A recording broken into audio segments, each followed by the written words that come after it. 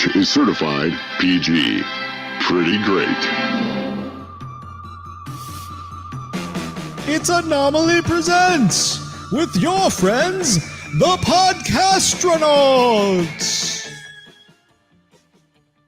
I see Megan laughing, which means that probably worked. This is Anomaly Presents, the podcast about genre movies, the genre movies that start a genre film festival, the Anomaly Film Festival in Rochester, New York at the historic Little Theater this coming November 6th through the 10th. Is that right?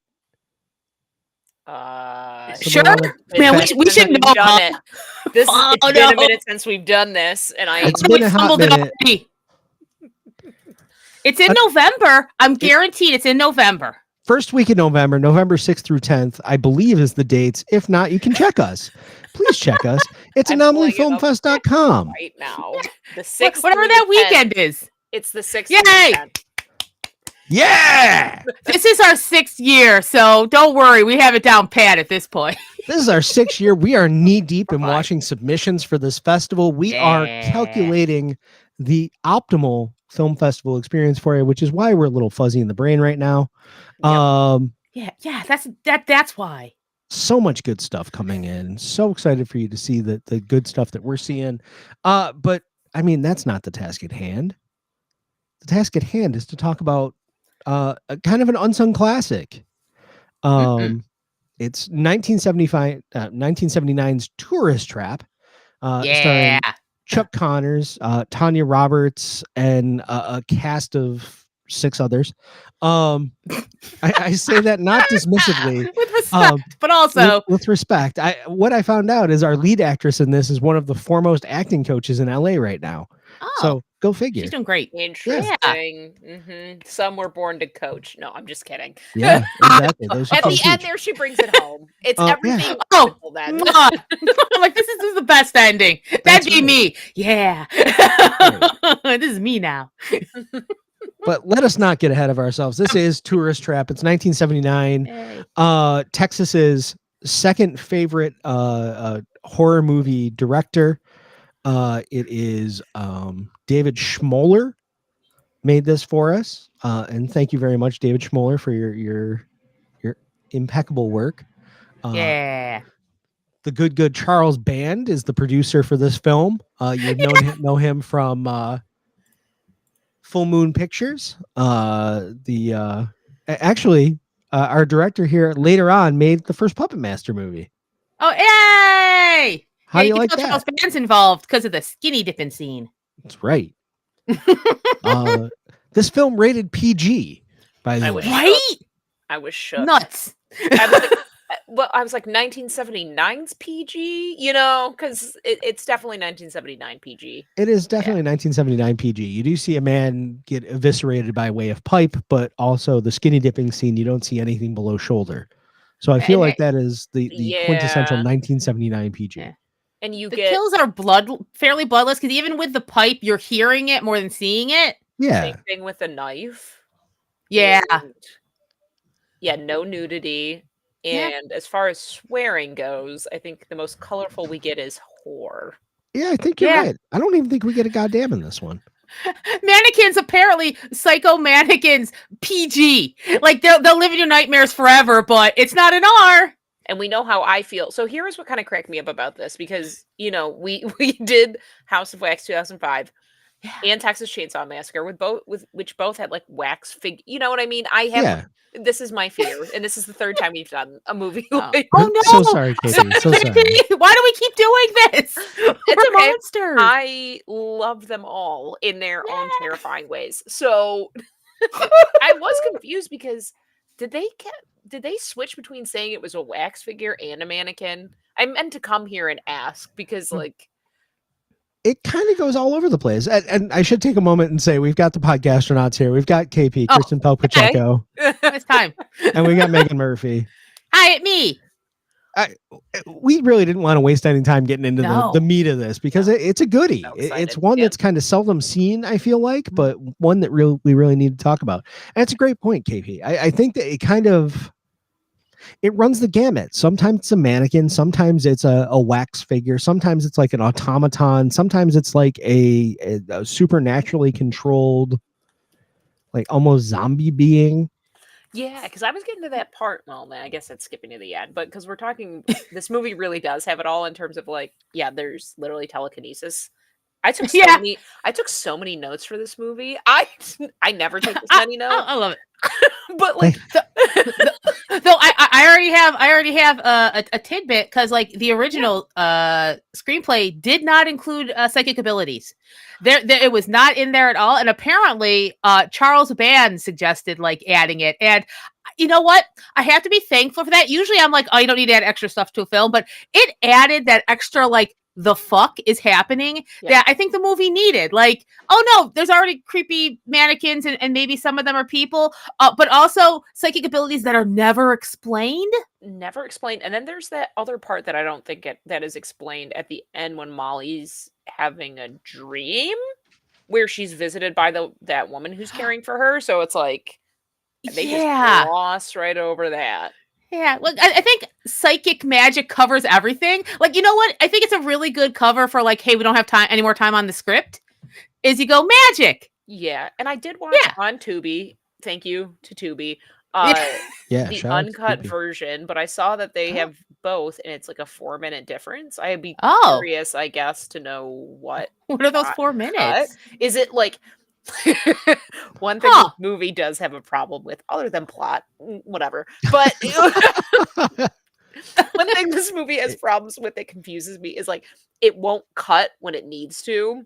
Yeah, and it will just linger on parts. And I think of the part where, you know, he's the wax figure Eileen, right? Where he's Eileen and he is torturing, I think, like Becky, and he like turns around and goes like this, and she's just at the door, and it just like lingers there for so long. I'm like, what is happening? Do you think is that the edits? Yeah, it's 4 minutes of lingering.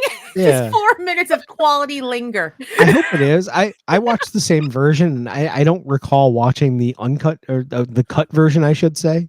So I don't really know, but it does kind of lend itself to like this weird amount of dream logic that gets there, maybe about an hour into the movie. Where like dream logic's a good way to put it. You almost get Becca's psychotic break when she like loses it, and then everything gets a little fuzzy. But I mean, we're kind of putting the cart before the horse here because every time with movies like this, we are 10 minutes into this movie and we're trying to get into the third act, and I love that for us. Like I think that's great because that's the kind of movie this is. Like you are so wrapped into this plot. So plot heavy quotes. So here's the thing. I will do what we've been doing lately just to give everybody the synopsis. I've got the trailer. I'll play the trailer real quick, and then we can kind of come back to it and pick it apart as only we can. So enjoy, everybody.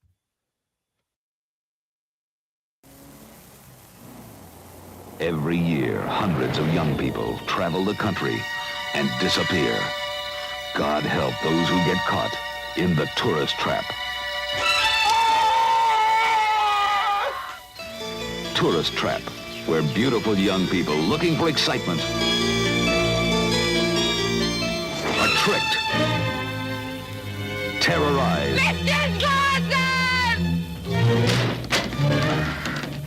trapped. Let go!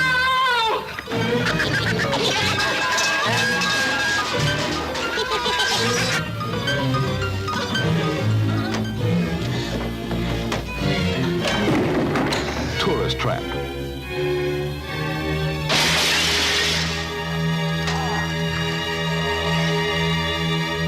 Shock you can see.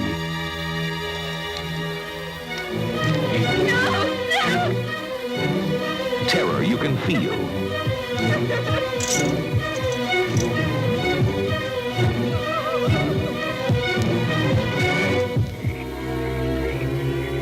Heart-stopping suspense that makes this the nightmare that never ends.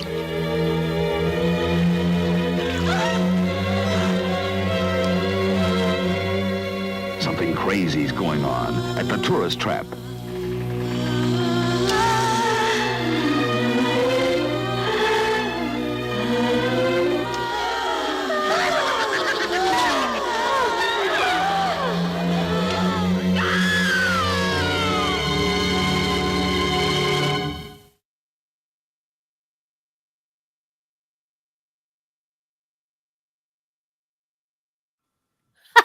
that. Wow, that sells the shit out of it.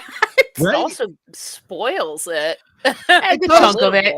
Spoil it to an extent, but if you're tuning into this, you're going to hear all the spoilers anyway. So I felt like it was okay Yeah. for our purposes. For purposes of, do you want to watch this movie? Yeah, it kind of sucks. But I'd still watch them. I'd be like, I don't know, but how many mannequins? It feels like a lot of mannequins, and it still doesn't tell you how many mannequins and the variety of mannequins that haunt this film. So so the elevator pitch here is it's a group of nubile young people in a Jeep taking the long way to wherever they're going. Whatever their deal is. I don't know if we ever figured out where they were supposed to be going. Their truck breaks down and they end up happening upon Mr. Stuber. Is that his name? Slauson. Slauson. Thank you. His Or like, excuse me, Slauson. his roadside attraction that has fallen on hard times because the government built a giant freeway next to it. Oh no, the word he uses is highway, and he says it several times. That's right. He has a personal vendetta against that highway. It's the old highway versus Route 66 kind of thing. The roadside attractions that were kind of falling by the wayside in the 70s. It's essentially a wax museum, I guess. There's a bunch of stuff in there, including like wax. Again, wax, maybe mannequins. Who knows? Who knows? It's just a place full of stuff that used to. You can make a business out of that when people had no choice but to stop every once in a while and get gas. You had to get gas. But it's nothing that you'd go out of your way to see. You get gas, you go to the bathroom. It looks like a Cracker Barrel in there. Right. Oh, it's the giant ball of yarn type situation. Yeah. You watch the ersatz gunfight between Davy Crockett and General Custer. It's got like a little animatronic stuff going on. Yeah. And Mr. Slauson, played by TV's Chuck Connor from The Rifleman. Yeah. And sports. Fun little thing. That's why he's carrying the rifle around. It's a reference to the old Western, the wholesome Western he was a part of. It was like him and his son, and it was Wholesome Adventures on the frontier. A fantastic casting for that. Proto Billy Jack.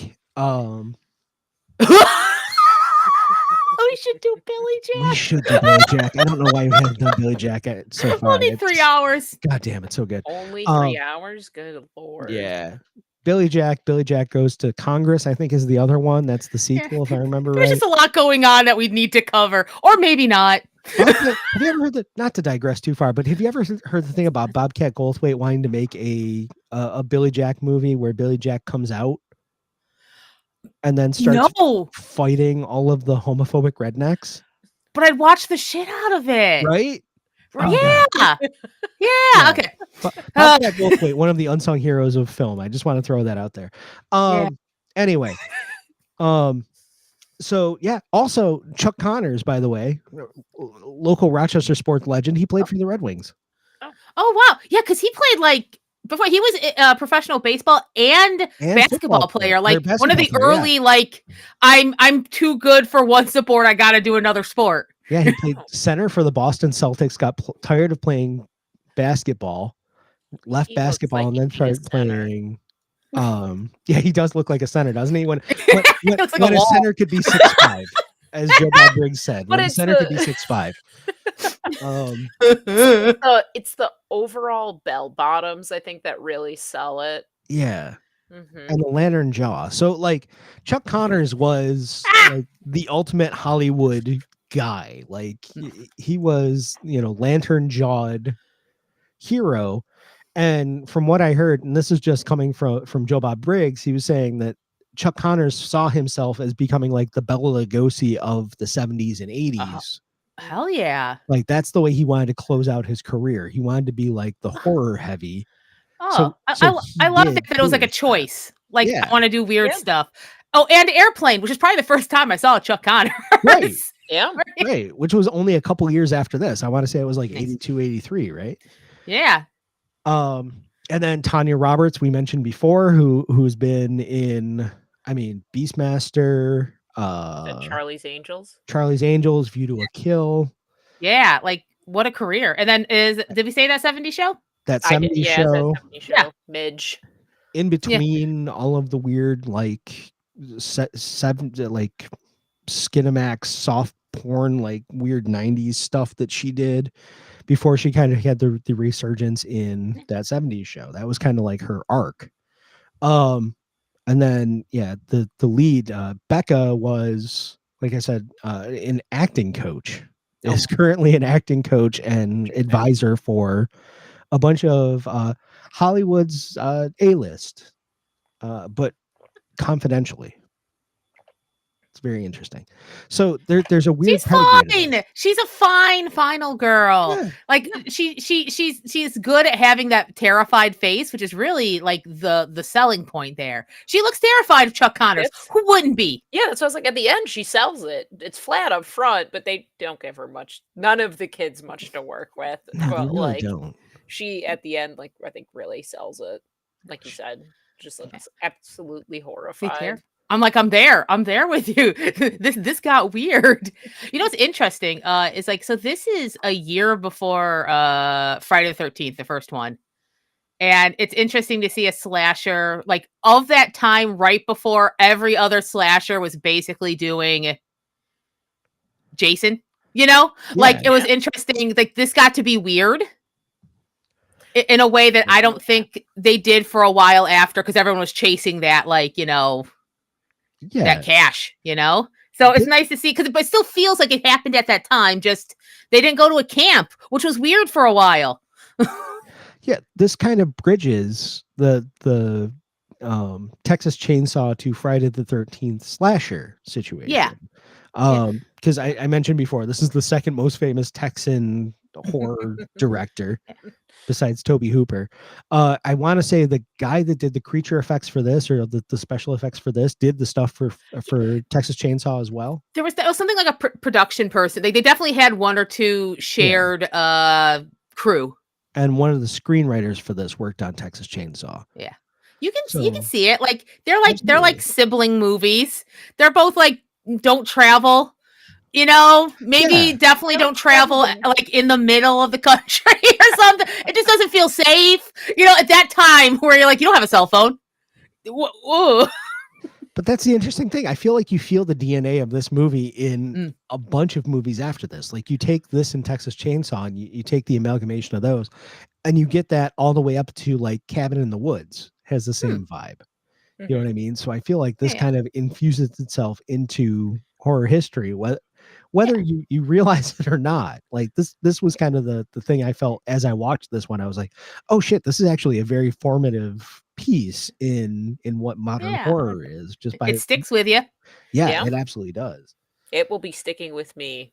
I mean, that first set piece we have, where we have like one of the girls' boyfriends, Woody. We don't know him for too long, but he's the one who's like rolling the tire, and he finds like this gas station diner. There's no one around, and yet he's still looking there. I feel like he probably should have cottoned on sooner that there's nobody there, but it's fine. He's walking around. He goes to the back because he hears a noise. He sees like a bedroom, and then all of a sudden there's a mannequin in the bed, and the door closes, and then insanity happens. Mannequins flying at him. That goblin face mannequin comes out of the like the closet, and then they have the whole thing where he's like, the doors open up on this cabinet, and all of this stuff starts flying at him as he's against the wall. And they shot that in a very simple way, in that the cabinet was on the ceiling and he was on the floor. Yeah. And they literally just had like assistants start dropping shit on him. Oh, God. And they just filmed it. Yeah. But it looks so good. It looks really good. It works. It works because like your brain just, fixes, and it's effective. And then that best part, I think we talked about it a bit before as it being PG, is then you hear that this pipe kind of enters him, right? And you don't see anything at first, but you hear a drip. Then a drip, drip, drip, and then this slow, steady trickle, and then the camera pans down, and you realize it's just like slowly exsanguinating him, and it's creepy as hell. It's not very bloody because it's just a little drizzle, but it's the sound, and you're trying to figure out what's going on. Oh, so effective. They do a lot of cool sound stuff in this. They do. I think of those weird mannequin woman noises. I don't know. Like that sound was wild and The singing, grating. where they just Yeah. sing and they go, Yeah, where I was like, oh Lord. And then the doesn't completely work because I have with the weird where he's putting the plaster on her face. Oh, That just God, looks like that is the Cool worst Whip. part of this movie. Just Oh, putting that. Cool Whip on her Ugh. face. That scene was yeah. wild, but like Oh, where for me, he- that creeps me out. Like, I'm like, Yeah. oh, So hard. because he's telling her how Yeah. horrible it is. Yep, and then you start Oh. to hear her heartbeat over Yes. everything because he's like, "You're not going to die because you suffocate. You're going to die of fear." And then That- it's just like, Oh, And the it's palpitations. so- Oh Yep. God, it's I read that it was depending on how they were shooting it, it was either like mashed potatoes or whipped cream that they had to keep just putting on her face. it looked like whipped cream, yeah. yeah. but But I was like, Still. movie, jeez. That yeah, will live that's in my pretty bones. gruesome. That one Yeah. is just Yeah. brutal. Also, just okay, what's the brother's name's Davy, right? Yeah. Is it? Yeah, right. Yeah. Just his voice. I'm so handsome. He makes me wear a mask. You know what's funny about that? When you realize the twist, right? When you get to that part, you know, Yeah. we all do impersonations, I feel like, of family members. Oh, And yeah. so that tracks, right? Like, 100%. God, yeah. he's roasting his brother. yeah. I'm He so always wanted to handsome. be- Yeah, I'm so handsome. I want everything that's his. Like, Yeah, I love it. He's doing it to an audience that does not understand, and he doesn't care because this is personal to him. yeah, where he just starts getting real sometimes, and I'm like that Yeah. whole little Oh. bit there where I was like, oh, we're going on the roller coaster ride of emotions. Like, this is a He took- therapy session because you Yeah, have a took captive my audience. wife. Yeah. Oh my God. Again, effective. Creepy, like they didn't have to, but they added that little flourish, and I'm like, it makes the movie. Yeah. Absolutely, because you don't really learn any of it. You think there's actually two people fighting each other in this whole thing, and Mr. Slauson is your hero. Yeah, well, I'll give you this. I think from the start, he's creepy as hell because he shows yeah. up and they're at the watering hole and they are incredibly vulnerable. It Sure. takes 3 young ladies and he shows up and he's just like lingering with his shotgun. Hey, ladies. But he's being like nice in presentation, but he's a big dude with a gun saying that this is his land, you know? So there's that like, you know, Yeah. friction between how he's saying it, but what he's saying, which I think is a really good setup. Because you're like, Yeah, and it doesn't. That's that lingering where sometimes I feel like it lingers too long there, but it's how it really wants to hammer home that this is creepy, unsettling. unsafe. Yeah. And yeah, the whole thing where he starts talking about, because that's the whole part where he goes into the monologue where he starts talking about how bitter he is about the Highway. the highway going in, right? Yeah. And then you get that kind of darkness in him Yep. yeah. throughout. Like you feel like he's just barely settling down enough to deal with these people as a normal human being, and really he's just a seething mess. Yep. And then he Also, do you think the highway is just the way of saying his brother?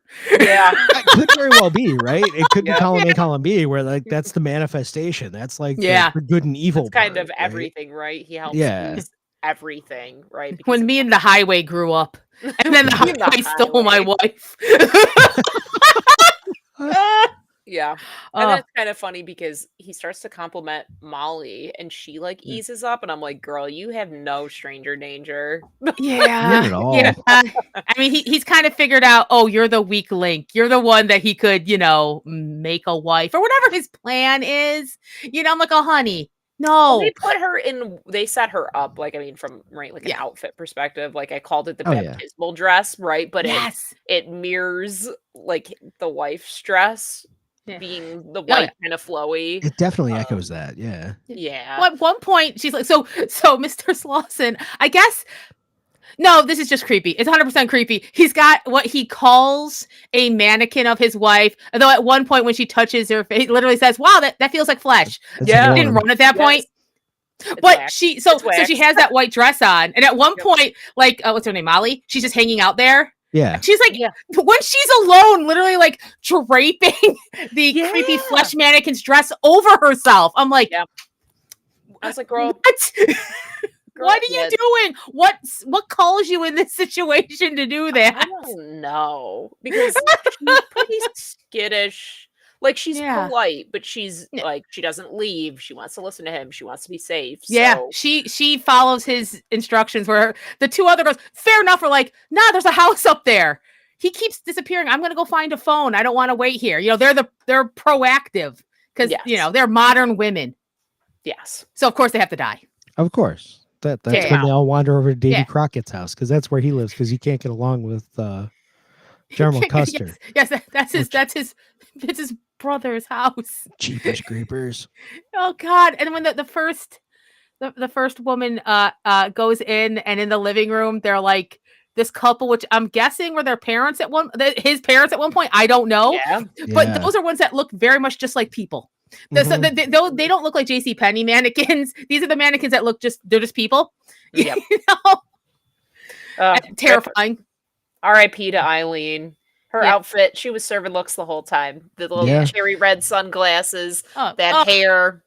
She had the scarf, right? Which was her end. She had the was her scarf. Yeah, that did her.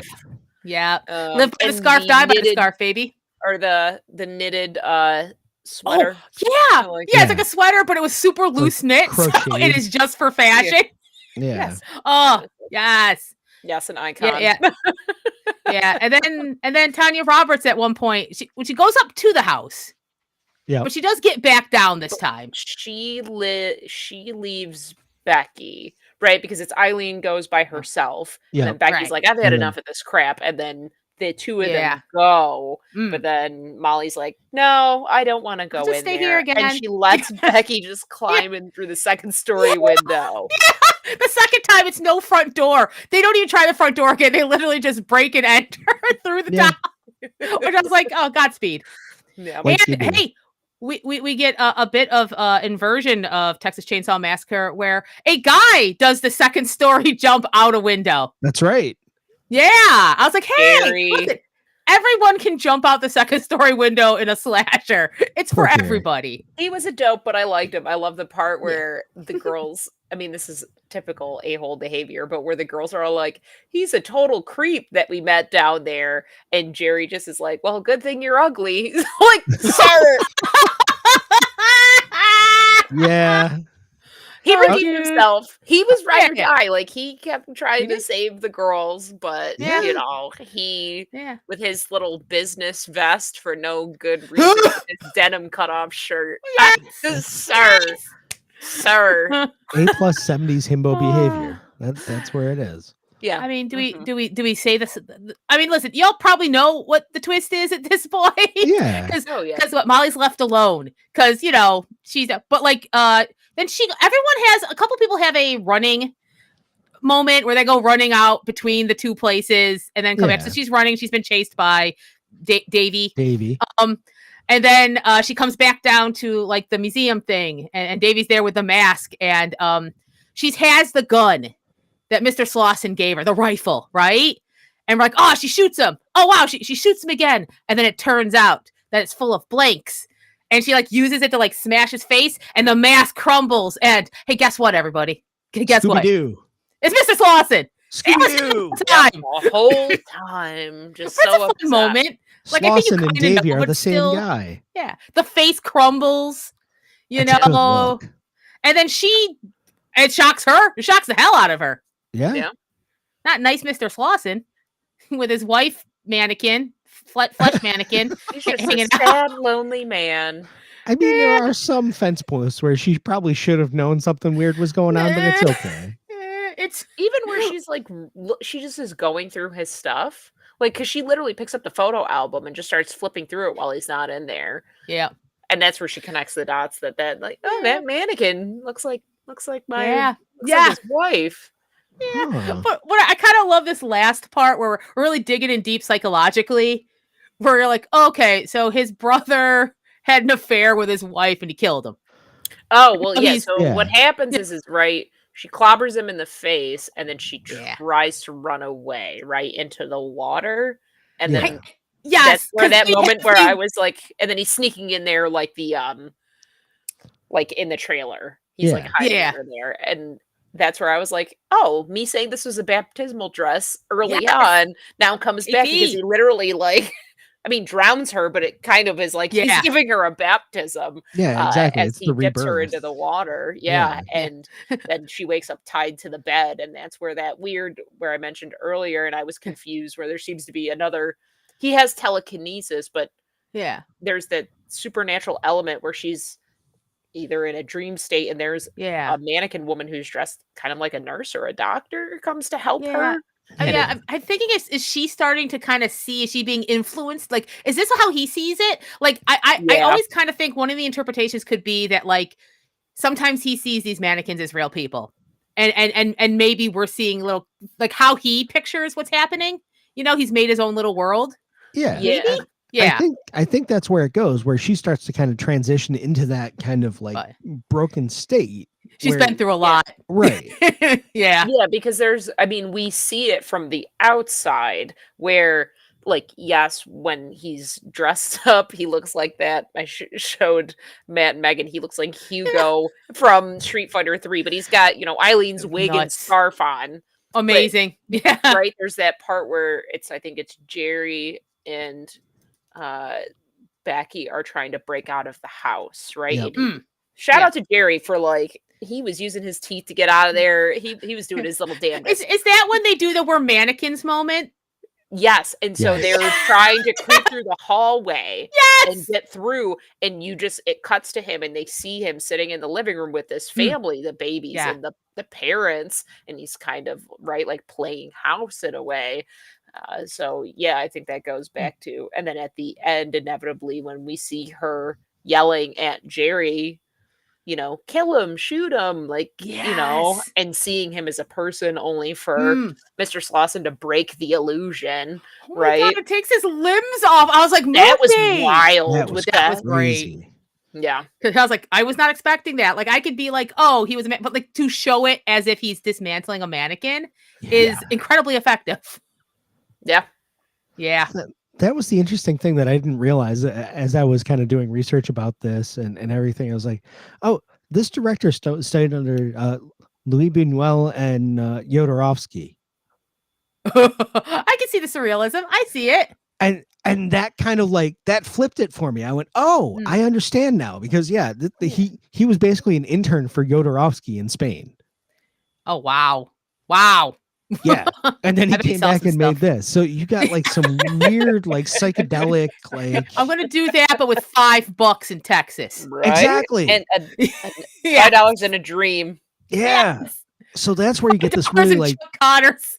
Yeah. and Chuck Connors, right? We're gonna get the rifleman $20, and Yeah. we're gonna make this kind of trippy Yeah. slasher, and like, Yeah. and that's where you get it when it's in and out of those dream states, and people start getting dismantled, like Jerry does, and everything else. You're like, oh, this is a really weird.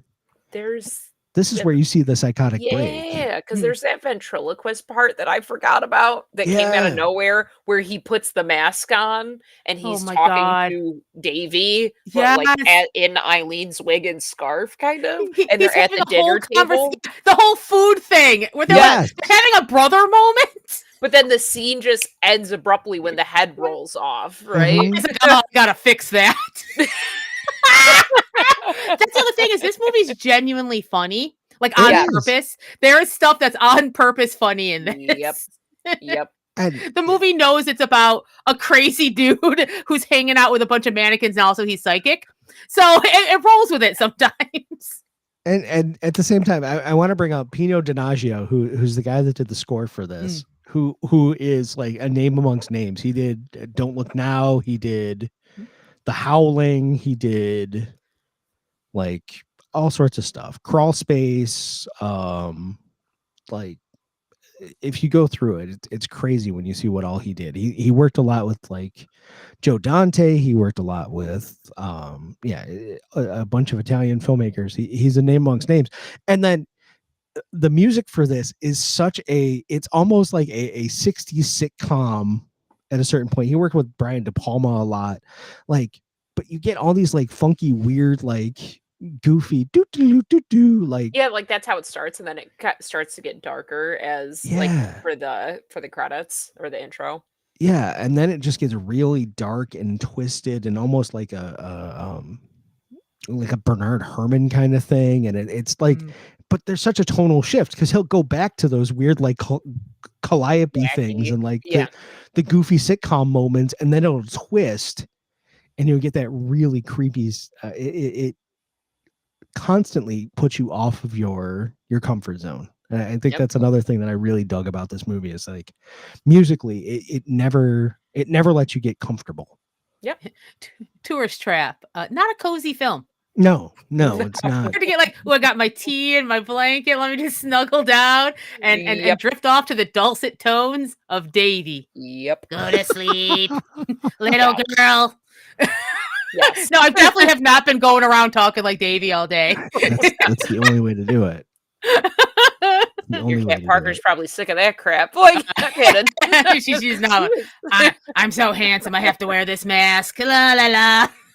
Roasting him. And it's funny because he dresses him up. Like all that, like he puts him like it must be how he kind of sees him when he goes to he's torture fixing them in his the mask basement. hair. Yeah, the top hat. He's dressed in a big tux. Like I love you saying that because I'm like, oh my god, yes, he is making fun of his dead brother that he murdered continually. That's just he might have a psychotic break, but also he has a grudge. Yeah. He's trying to be me when I was a kid. Like even can't stop roasting this poor dead guy. Just seething with jealousy over his wife, sleeping around with him and that his brother, was it true that he was gonna, I'm trying to remember, that the brother was supposed to leave or do something more. Here's the thing, I don't even know if they had an affair at this point, knowing how cracked Mr. Slauson is, that he sees kind of whatever he wants to see. Who knows? It could have been he just didn't want his brother to leave. Or he was, there is an opening, or just I'll keep them both here, and I have to come up with a reason why I am mannequinning them. Yeah, I'm not crazy. I'm not a monster. Okay, there was a reason I killed them and made them into psychic mannequin puppets. Anyone would have done the same thing. Yeah, sure. It's the only possible reason you could. Yeah. It's the only reason. Plus the pressures of having a business and the changing times and the highway. Right. It all makes sense. And no jury would convict him. Exactly. No. Right? Yeah. Because he said he had a legal right to kill his adulterous wife. Oh, God. I wrote that down and I said, how did we get here? Question mark. I'm starting to think this guy might be a little wacky. Yeah. There might be something not quite right. There's this video game called Heavy Rain that's very silly and unfortunately has rewired my brain for a number of reasons. But they have a DLC where you basically there's this murderer going around and he's drowning children. And so you get to play a couple different characters, and one of them is a journalist, and she is investigating a taxidermist. Oh no, and KP. So for the for the DLC, you play her and you sneak into his house and you start looking around. Well, if you go up to the second floor and you open this last door, it's just a room full of girls that he's taxidermized. Oh no! Of course. And then that's the only way that ends. Yes, and then he shows up and you have to try to sneak out of the house. Without him noticing. So if you left drawers open or left stuff out or knocked something over, he immediately knows.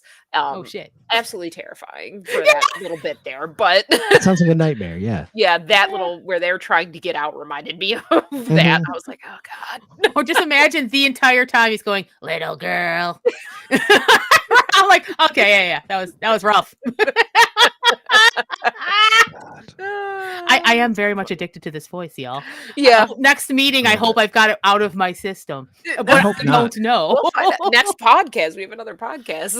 That's right. Hi, everybody. I'm doing the entire podcast like this. It's your boy Davey, handsome boy Davey here. Anomaly presents. Handsome boy Davey. Handsome boy Davey. I can't wait for your mixtape.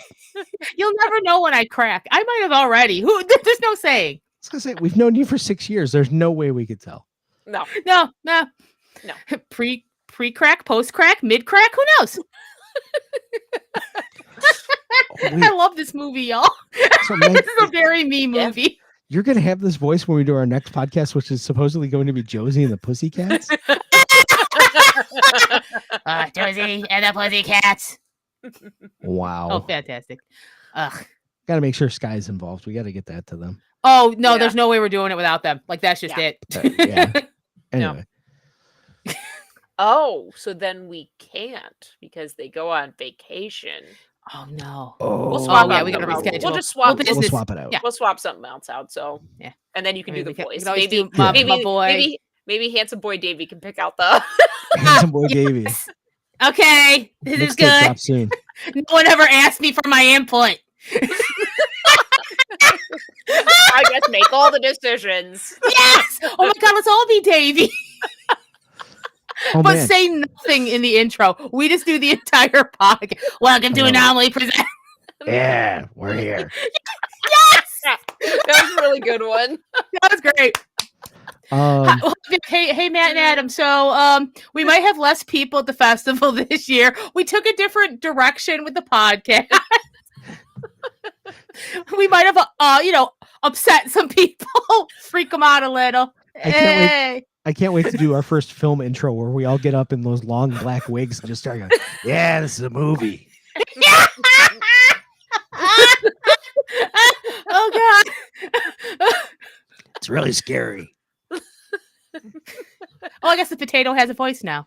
Yeah. Oh, yes, it And does it's now. handsome boy Davey. Handsome boy What Davey. if it was just me the whole time? Of course, Potato the might potato have doesn't have a voice. Potato might have a name now, too. Yeah. The potato is psychic, but he's not Davy. No, that's probably for the best.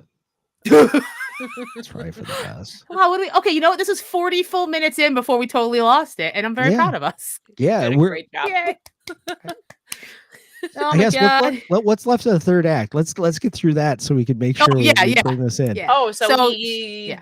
baptizes her. She wakes Yep. up. She's starting to psychologically break down. That's when he gives his speech about about his wife, and then he killed her and the Yep. brother, right? And then he he puts the wife's face on her. Is that what he does, or a mannequin face on A her? mannequin I think face. it's supposed. Yeah, Yeah. I always interpreted it as supposed to be the wife's face, but And then definitely he a kisses her. face though. Yes. Yeah, and then he's like, "Say you love me, say you love me," and I was like, "Oh, Yeah. good God! Like we've Yeah, really oh. gone off the rails here. It's It's gotten really accelerated scary here. again." This took a turn. What happened to just chasing someone and trying to stab them? This just got weird. Yeah. Yeah. And then But- does he leave the room, and that's how she gets out? Because she tries to escape, right? And that's where Yeah, I feel like that's the way it He's- works.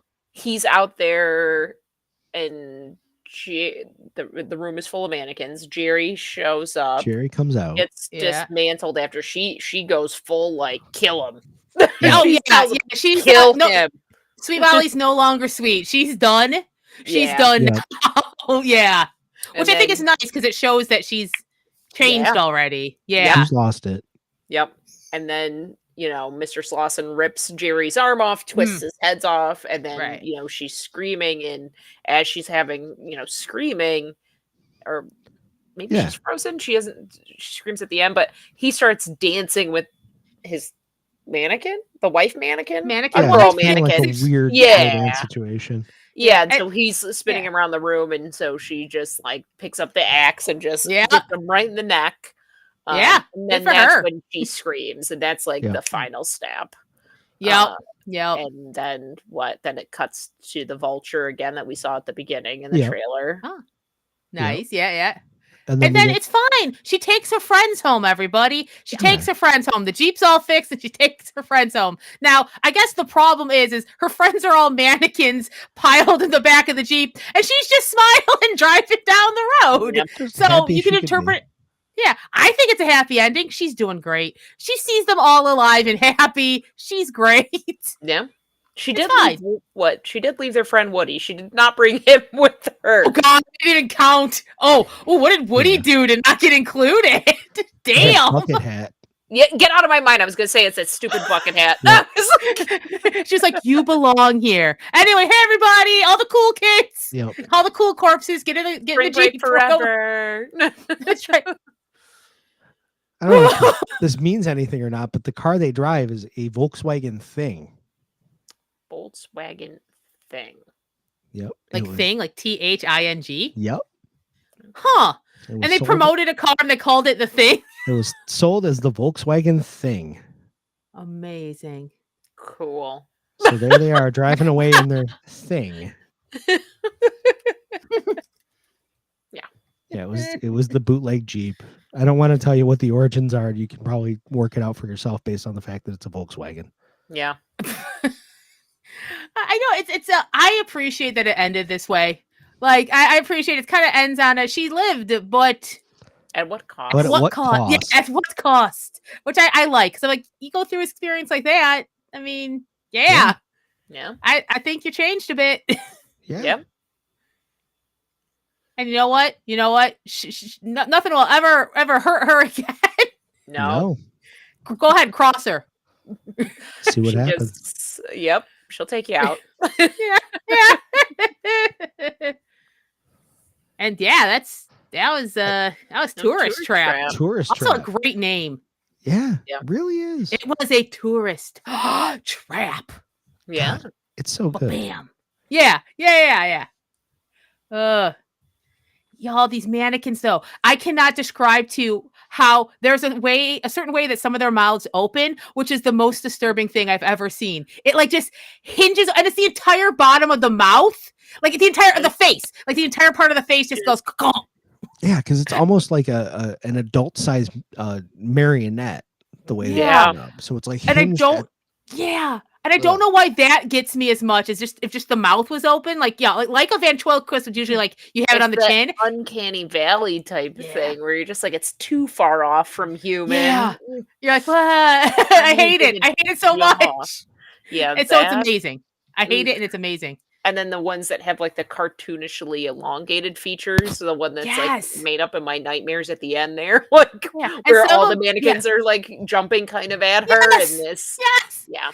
And some of them have like human glass eyes that move. Oh God, Yeah. that's the Like, worst. you can never rest and think, oh, I've seen the freakiest mannequin in this movie, because there's always a new one coming for you. Worse. Yep. And it may just be another iteration of the one you just saw, just as it evolves, which is also But just worse. weird. Yeah. Yep. Ugh. Yeah. So like, bravo. Very Tourist Yeah. Trap. PG Yeah. nightmares for everybody. Yeah. Possibly the scariest PG movie of all time. Yeah.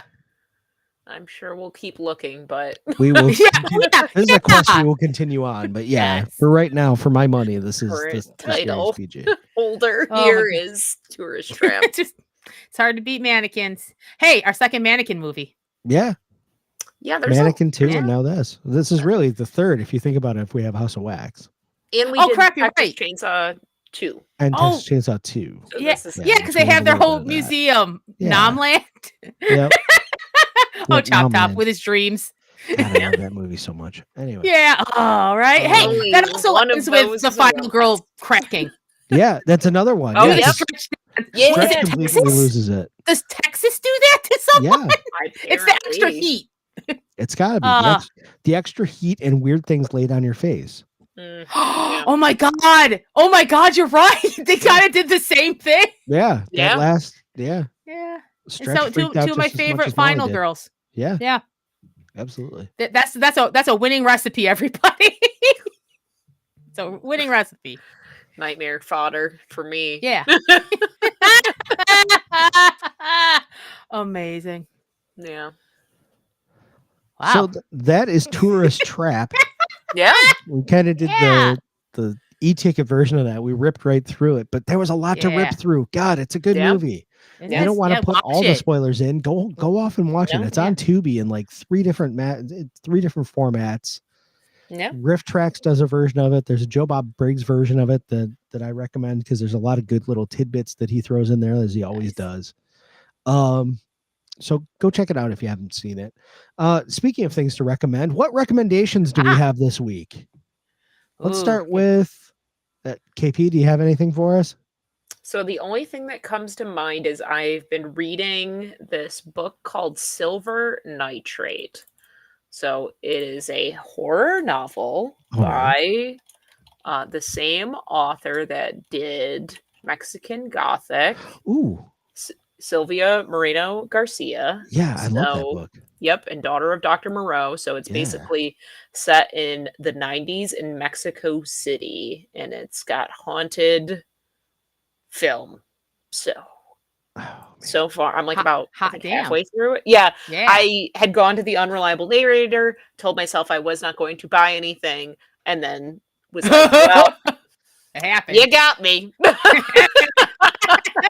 I had no idea she had a new one out, so now I'm really excited. And that's what happened. Was I was like, "Oh wait, I love this author." Yeah. And Dang. also 90s set, and we're in Mexico City, and we're talking about cursed films. Of course, this was like a KP check box, you know, like so. KP trap. Yep. Like, oh crap. They got me. They got me. I've been had. So that's the first thing that, and I think the only thing that immediately comes to mind. So I will pass it on to whoever else. All right, Meg. Okay. I also have a book.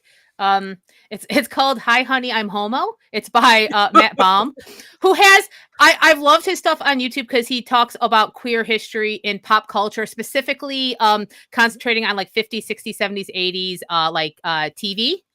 And in many ways, this is kind of based on the videos he's done, where he goes through different TV shows like Bewitched and Soap and even up to like say Modern Family, and he's talking about the history of like getting any sort of gay the content on TV, the historical fights that were happening, times when TV self-censored itself, you know, the wins, the losses, the put, you know, a pie in Anita Bryant's face, all the good stuff, but also just really breaking it down, you know. And I particularly like the Bewitched section because he's talking about like so there are quite a few queer folks writing and creating underground, and they were doing what they could to kind of like, I mean, they're telling a story about a couple where someone has to hide who they are in suburbia, but how oftentimes the answer is don't hide yourself. You know, plus it has like the most amazing acts. Like you have Agnes Moorehead as Endora, who's basically like the talking head of saying, "Oh, fuck your conformity. Why do you want Darren? What a dip!" But which is fascinating because then the second Darren, the actor had his own coming out story afterwards, and so that's part of it too. Talking about how being part of a series that was kind of telling the story as much as they could, you know, depending on the time period, and how that actually affected him. How, and he, in the end, when he came out, he got to be part of the Hollywood, the parade they do, and how it's really interesting about how he was able to like be who he was at the end, considering how closeted he had to be in the beginning, and how that kind of is connected to Bewitched. And so so it goes through different. They have a whole thing on Golden Girls. Do you know the first episode had a gay houseboy? That they just couldn't do anything else with. They literally were like, this feels like there's an extra character. It wasn't even, it was too much gay content. It was literally these four ladies have it covered. Right, that was it. Both of them had their own, they'd all been in projects that were pretty gay in one way or the other. And it's really nice about, and all the, like, the fights that they had and the triumphs, and you know. So it was at the library. So I got it from the library. And also, I'll put a link in the notes to Matt Baum's YouTube channel because it's nice to see all the clips he's talking about. And it's just, I love history and how context and how these are fights that we fought before, we'll fight again, but that like you can move forward and win and stuff because there's always someone willing to go fuck that shit. I'm putting it in this show. And it's fun, I think. Well, or maybe validating in a way because you get the rainbow colored glasses on sometimes when you watch things where you're like, oh, this seems like, you know, it's speaking to me, or like I'm feeling like this is kind of a queer narrative, maybe in the subtext. And then it sounds like that book, or like, you know, something like The Celluloid Closet, where you're like, oh yeah, this, I was seeing it and it was there. Oh yeah. So it was great. Oh dude, the whole thing on Barney Miller is amazing. It's amazing. The introduction of the gay character, and then them being a couple, them talking literally to one of the I forget his name, but basically he was the communication point between kind of like the like queer folks who are like, hey, try to portray people not in a bad way, you know, like the balance between that and like don't put it on at all, and how they actually evolved this character from a sassy petty thief, he still was, to like he has a partner and they're a part of the community, and that they showed up several times and they're in the last episode, and it's really cool. Like the evolution of like, where's the balance? Yeah. Like, hey, it's great to have that gay character, but can he have a little more like Right. a little more balance, you know? So yeah, anyway. Yeah, because that's the evolution from like Uncle Arthur on Bewitched onto to Barney Miller. Because that was kind of the whole Paul Lynde kind of Yeah. I can talk about for, but anyways, fantastic book, great series. Awesome. Y'all nerds, right? Yeah, go nerd out over here. We're all nerds here. So I guess I'll do a book too. Because we're readers. I'm in the middle of one called Murder Your Employer. Okay. I have follow-up questions. By Rupert Holmes, who is the guy. Are you familiar with the song Pina Colada? Rupert Holmes is fascinating. Yeah. What a wild human being he is. I had no idea. I caught him on an episode of Gilbert Gottfried's podcast. And I hadn't thought of Rupert Holmes for more than like 8 seconds, right? Because you hear Pina Colada, you're like, oh, that's a cute song. And that's the last time you ever think about him, right? But he's like this really interesting, really dry playwright. He writes musicals. And this is Murder Your Employer is essentially kind of, how do I want to say it? You take Harry Potter as far as like the school for specialized interests, but you take out all the weird, racism and transphobia, and you put in like these really interesting characters where like the one woman is kind of judged for being like the femme fatale in Hollywood and wants to kill her boss. So she goes to this school to teach her how to be an assassin where she's untrackable. So like the whole conceit of it is there's a guy, his boss betrays him, kills his crush and kills his best friend. He tries to kill the boss by throwing him on the train tracks, is caught immediately, and then is sent to this like school for assassins to teach him how to do it without being found out. You did it wrong. It's exactly what it is. It's we found you in 8 seconds because you wore a ridiculous costume. You had this ridiculous mustache on. Our security guard is actually a plant for our school. He saw you in this thing. You walked in this huge coat and everything. You walked out completely fine. Yeah. So they come in under the pretense of arresting him and take him to this boarding school to teach him how to do the job right.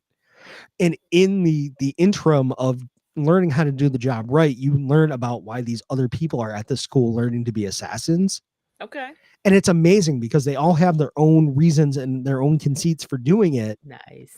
And it is so dryly funny. It is like chock full of it's like a Woodhouse novel, also a mystery, also like it's wonderful. So like I'm about halfway through it and I can't wait to get through it so I can just hand this book to everybody I know. I'm like, this is wonderful. Yeah, put me on the list.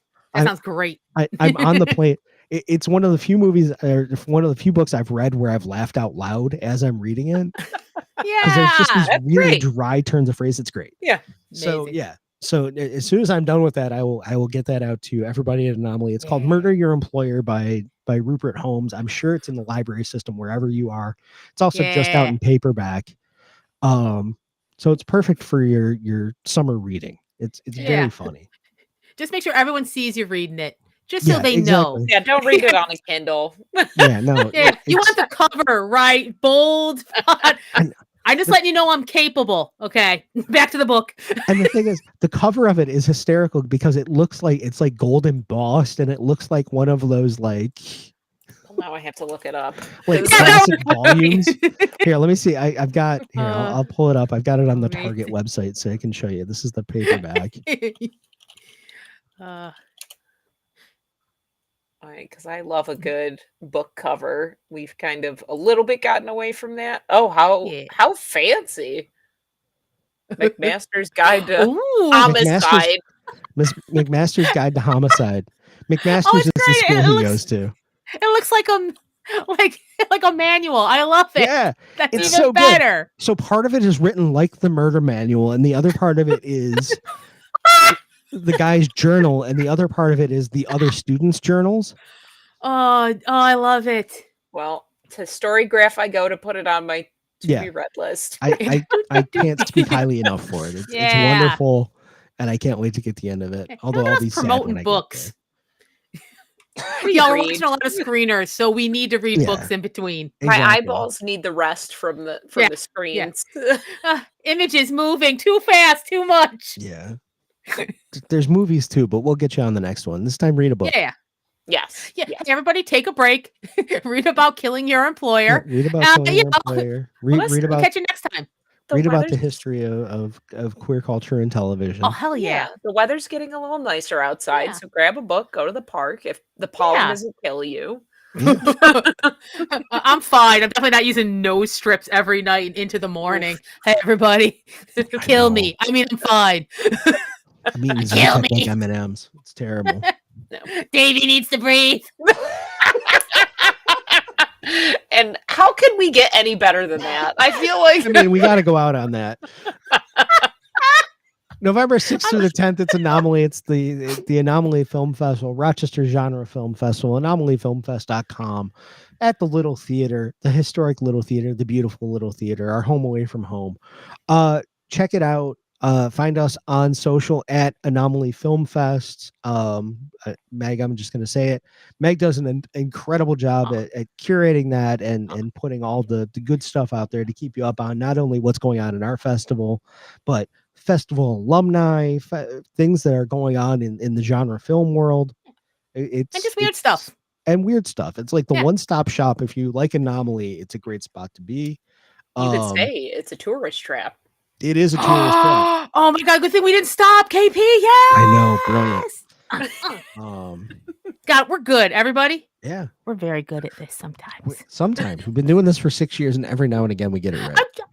I just want to give us space to grow. I know. We can't put pressure on ourselves. No. We're tender.